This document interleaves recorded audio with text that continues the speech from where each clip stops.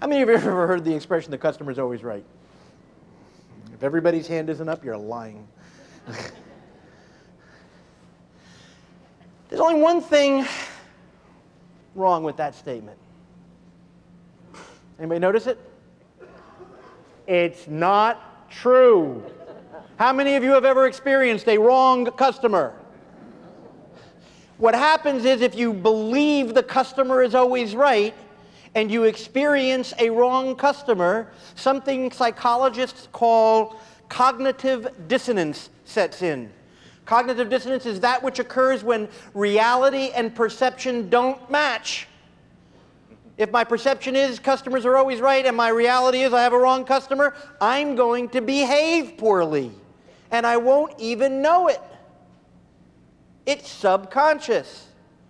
The cure is to change the perception to match reality. The customer is not always right. What they are is the customer. What is the primary function of every employee of every business? Acquisition and maintenance of customers. Even when they're wrong. Guess what? If I'm your customer, I've got a right to be wrong. You have a right to not want me as a customer, but you don't have a right to change me. The primary function of every employee of every business is the acquisition and maintenance of customers, even when they're wrong. The way I treat that customer when they're wrong will determine whether they stay a customer. I not only want to create demanding customers, I want to create complaining customers. Now, people look at me like I'm crazy when I say that. Phil, we got enough of those. We don't need any more. We don't want to create any other. Now, when I say create complaining customers, I don't mean do things on purpose wrong so the customers will complain. I mean, if somebody's unhappy, what do I want them to do? I want them to tell me about it. I want them to complain. Because if he doesn't tell me, I can't do anything about it. According to the United States Department of Commerce, for every complaint you get, 26 other people had a similar experience but didn't complain. What did they do? They just went away. No, they didn't just went away. Then it went away, and then they told their friends. They never came back. They told their friends, and they told your competitors, and now they have stories to use against you. What do I want my customers to do if they're unhappy? I want them to tell me. I want to create complain customers. Because even if you don't give them what they want, 5 out of 6 customers will continue to do business with you if they perceive you, your employee, your company, as friendly, concerned, enthusiastic, but most of all, committed to the relationship, even if you can't give them what they want. If you demonstrate those characteristics, 5 out of 6 of them will continue doing business with you. On the other hand, even if they get what they want, even if you give them what they want. How many of you have had that happen? You complained about something, they gave you what they wanted, but they got mad at you for getting it. Even if they get what they want, 3 out of 6, half the people will stop doing business with you even though they got what they wanted if they perceive you, your employee, as cold, unfriendly, aloof,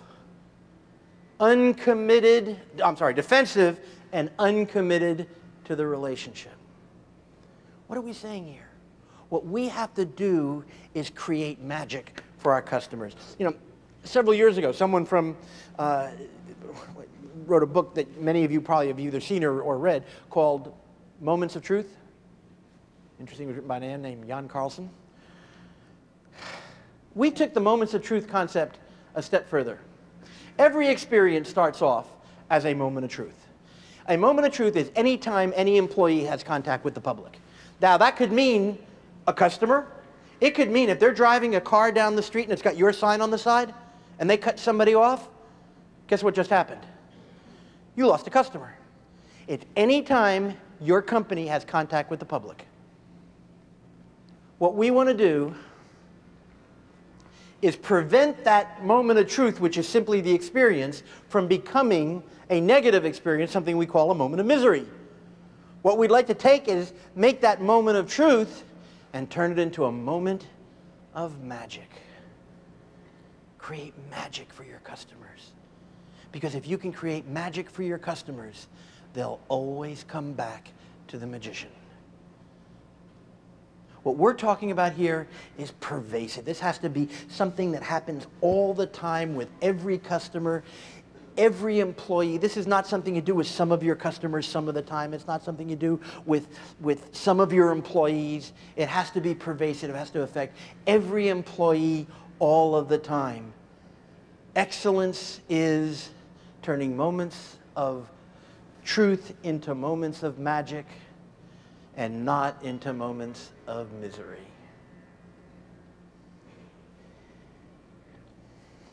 You talk about that concept of pervasive, compulsive commitment to the customer.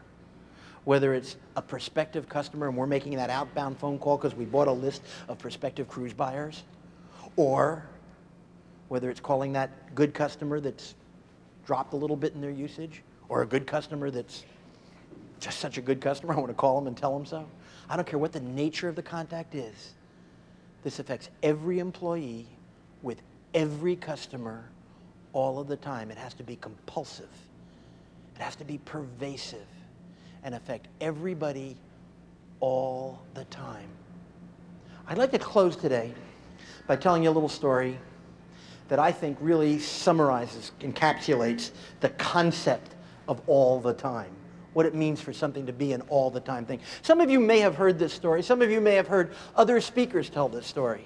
But I don't know of any point that this story demonstrates better than this one we're talking about now. This compulsive, pervasive attitude of excellence towards the customer, commitment to the customer. The story has to do with Winston Churchill. When Winston Churchill was Prime Minister of England, he was known for many things, not the least of which were his sense of humor, his drinking habits, his cigar smoking, and the fact that he didn't really like the social side of being prime minister. He wanted to run the country and go home. He didn't want to go to parties and social events. But part of being prime minister of a country like England requires that every once in a while you have to go to a social event. It was at one of these social events that one of the most famous stories about Winston Churchill occurred. After dinner, everybody was in the ballroom dancing, and sitting way in the back at a table, Sir Winston and a bunch of his buddies. And they're smoking cigars and drinking Jack Daniels and telling dirty jokes. And as the night got longer, the smoke got thicker, the jokes got louder, and on the other side of the room, up stood Lady Astor. Now, Lady Astor and Sir Winston Churchill had had a running kind of conflict going for many, many, many years. Some of the stories about their conflicts are legend in England. And she started to march across the room, and as soon as she started heading towards the back of the room, back there where Sir Winston stood, everybody knew she was up to something. Something was going to happen. And she got over there to Sir Winston, and she looked him square in the eye, and she said, by the way, the room fell dead silent. Sir Winston, you are drunk. You are not just drunk, you are very drunk. In fact, you are disgustingly drunk. And she turned around and walked away. Everybody in that room was staring at Sir Winston Churchill as she walked away. What is he going to do? How's he going to do it? And all of a sudden, up stood Sir Winston Churchill. Now, if you remember Winston Churchill, he was a big man. And he stood up, and on the desk in front of him was a glass of blackjack. This was not a cocktail glass. This was a full-size water tumbler filled to the brim. He didn't drink it. He breathed it. He just picked up that glass and went